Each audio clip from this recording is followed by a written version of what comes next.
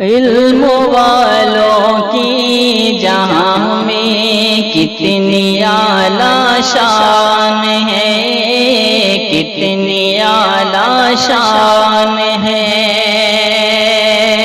علم والوں کی جہاں میں کتنی اعلیٰ شان ہے، کتنی اعلیٰ شان ہے۔ جن کی عظمت کی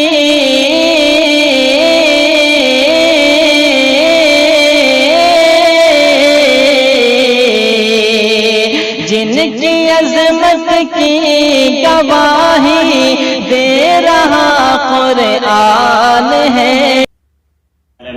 والعاقبة للمتقين والصلاة والسلام على سيد الأنبياء والمرسلين أما بعد أعوذ بالله من الشيطان الرجيم بسم الله الرحمن الرحيم يا أيها الذين آمنوا كونوا قوامين لله شهداء بالقسط ولا يجرمنكم شنآن قوم على ألا تعدلوا اعدلوا هو أقرب للتقوى واتقوا الله إن الله خبير بما تعملون۔ سورۃ المائدہ آیت نمبر 8۔ محترم سامعین و ناظرین، السلام علیکم ورحمۃ اللہ وبرکاتہ۔ آج کے اس درس میں میں نے آپ کے سامنے سورہ مائدہ کی آیت نمبر 8 تلاوت فرمائی ہے۔ اللہ رب العالمین نے فرمایا، اے ایمان والو، اللہ کی خاطر قائم رہنے والے اور انصاف کے ساتھ گواہی دینے والوں بنو، اور کسی قوم کی دشمنی تمہیں اس بات پر مشتعل نہ کر دے کہ تم عدل کو چھوڑ دو۔ عدل کیا کرو، یہی تقوی کے قریب تر ہے، اور اللہ سے ڈرتے رہو، جو کچھ تم کرتے ہو یقیناً اللہ اس سے باخبر ہے۔ محترم مشاہدین کرام اور سامعین کرام، ابھی گزشتہ خطبہ امام کعبہ شیخ عبدالرحمن السدیس نے دیا۔ 4 ستمبر کے خطبہ جمعہ کے بارے میں نہایت شرمناک پروپیگنڈا کیا جا رہا ہے کہ امام کعبہ شیخ عبدالرحمن بن عبدالعزیز السدیس نے اسرائیل کو تسلیم کر لیا ہے۔ یہ بات ہر سچا مسلمان جانتا ہے کہ سبائی سازشی عناصر روز اول سے فقیہان حرم کے خلاف سازشوں کے تانے بانے بنتے آئے ہیں۔ امام کعبہ کے خطبہ جمعہ کی کلپ سے یہ سمجھنا کہ امام کعبہ نے اسرائیل کو تسلیم کرنے کے حق میں خطبہ میں زور دیا، محض سازشی لابی کی ازلی خصلت ہے۔ امام کعبہ نے نہایت فصیح و بلیغ عربی زبان میں کہیں اسرائیل کو تسلیم کرنے کی بات نہیں کی۔ جس نے بھی اس سازش کی تائید کی، یقیناً اس شخص نے عربی کسی رافضی ہی سے سیکھی ہوگی، ورنہ تو یہ پروپیگنڈا کرنا عقل سلیم کے منافی ہے۔ امام کعبہ نے صحیح حدیث اور سیرت کی کتابوں سے خطبہ میں بین الاقوامی تعلقات، صحت مند معاملات کا تذکرہ کیا، جو سراسر اسلام کی بنیادی تعلیمات ہیں۔ اسلام کی تعلیمات کا خاصہ فتنہ و فساد کا قلع کما کرنا اور دلوں کو صحت مندانہ اصولوں کے ذریعہ مربوط کرنا ہے، اور یہی چیز لوگوں کے اسلام قبول کرنے کا باعث بنتی ہے۔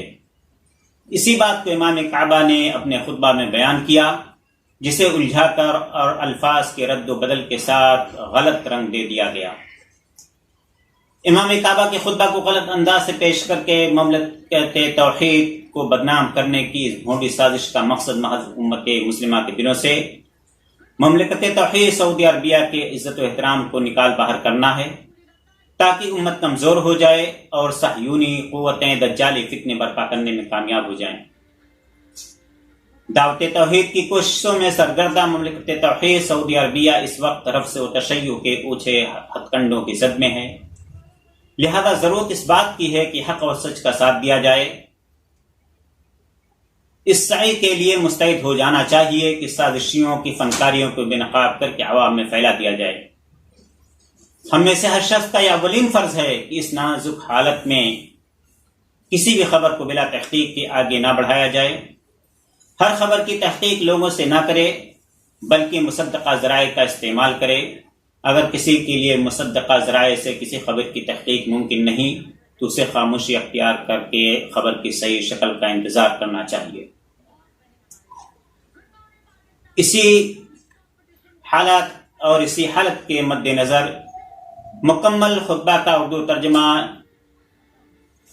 انشاءاللہ الرحمن جلد از جلد اسی چینل پر پیش کیا جائے گا، جس میں کوشش کی جائے گی کہ آپ کو پورے خطبے کا اردو ترجمہ بتا دیا جائے تاکہ آپ اس میں غور فکر کر کے خود نتیجہ اخذ کر سکیں کہ کیا امام کعبہ نے اسرائیل کو تسلیم کیا ہے یا انہوں نے اللہ کے نبی جناب محمد عربی صلی اللہ علیہ وسلم کے ان واقعات کو بیان کیا ہے جو سیرت کی صحیح کتابوں میں بالکل ہو بہو موجود ہیں اور احادیث میں جن کا تذکرہ کیا گیا ہے۔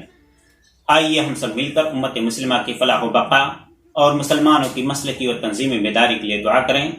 اللہم انا نجعلک فی نحورہم ونعوذ بک من شرورہم۔ اے اللہ، ہم تجھی کو ان کے مقابلے میں کرتے ہیں اور ان کی شرارتوں سے تیری پناہ چاہتے ہیں۔ اللہم احفظنا بالاسلام راقدین ولا تشمت بنا عدوا ولا حاسدا۔ اللہم انا نسألک من کل خیر خزائنہ بیدک ونعوذ بک من کل شر خزائنہ بیدک۔ رواہ الحاکم۔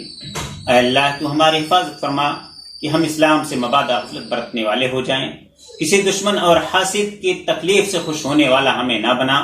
اے اللہ، ہم ہر بھلائی تجھ سے مانگتے ہیں کہ جس کے خزانے تیرے ہاتھ میں ہیں، اور ہم ہر شر سے تیری پناہ چاہتے ہیں کہ جس کے خزانے تیرے ہاتھ میں ہیں۔ الہ العالمین، تو ہمیں عدل و انصاف کرنے والا بنا، کیونکہ تو ہر چیز کا خبر رکھنے والا ہے، ہر چیز تیرے علم میں ہے۔ الہ العالمین، تو ہمیں عدل و انصاف کے ساتھ سچوں کے ساتھ رہنے کی توفیق عطا فرما۔ آمین۔ اقول قولی ھذا استغفر اللہ سائر المسلمین فاستغفر لذنب انہ هو الغفور الرحیم۔ السلام علیکم ورحمۃ اللہ وبرکاتہ۔